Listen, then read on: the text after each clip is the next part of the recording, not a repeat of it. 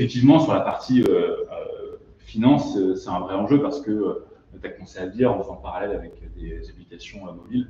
On peut être deux entrepreneurs ou entrepreneuses de la vingtaine d'années avec deux ordinateurs et on se met dans un coin, dans un café avec un 4G et finalement je peux commencer à travailler. Effectivement, monter une boîte hardware, ça on peut pas.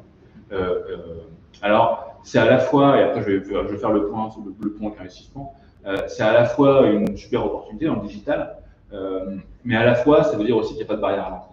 Et donc, ça veut dire que moi, d'un point de vue financier, à la fois, effectivement, j'ai des sociétés qui peuvent se lancer très rapidement et qui arrivent dans un marché extrêmement concurrentiel, où finalement, sur le papier, j'ai beaucoup moins de capex, mais j'ai une barrière à l'entrée qui est telle en termes de compétition qu'il y en a finalement assez peu qui arrivent à la rentabilité. On le voit avec les startups.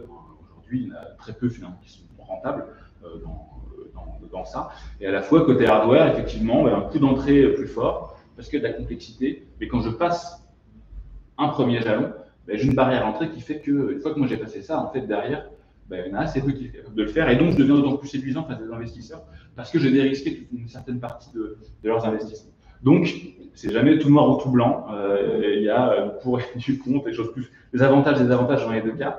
En tout cas, d'un point de vue d'investisseur, c'est un peu ce qu'on va regarder. Parce qu'en fait, à chaque fois, ce qu'on regarde, ça va être le coût rendement potentiel et le risque associé. Et effectivement, plus le rendement potentiel est élevé, et plus j'ai un risque qui est fort. Donc ça, c'est le premier élément. Et donc déjà dans la chaîne des investisseurs financiers, on a déjà des investisseurs qui vont se positionner en early stage très très tôt, ce qu'on appelle en pré-seed ou seed.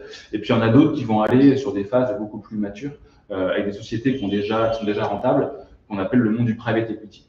Et donc déjà, on a déjà par rapport à ça des typologies d'investisseurs qui ont aussi un état d'esprit complètement différent et qui ne vont pas regarder les mêmes critères. Dans le private equity, on a des boîtes rentables, on va aller justement analyser on va regarder quasiment que le business plan, comprendre dans quelle manière on va pouvoir augmenter encore le développement de la société et donc lui donner l'argent qu'on va mettre dedans vraiment pour le développement.